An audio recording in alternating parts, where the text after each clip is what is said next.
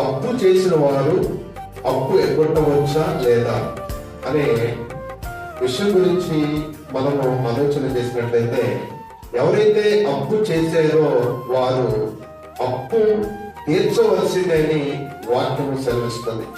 రోమపత్రిక 13వ అధ్యాయంలో ప్రేమ విషయంలో మాత్రమే అచ్చి ఉండాలి, మిగిలిన ఏ విషయంలో కూడా అచ్చి ఉండకూడదని వాక్యము సెలవిస్తుంది. దేవుని బిడ్డలు ఎలా ఉండాలని వాక్యం సెలవిస్తుందంటే, నీ మాట అవునంటే అవునుగా ఉండాలి, నీ మాట కాదంటే కాదుగా ఉండాలి. నీ మాట అవునని చెప్పిన తర్వాత పరిస్థితులు ఎలా ఉన్నప్పటికీ తిరిగి నువ్వు దాన్ని కాదు అని అనకూడదు.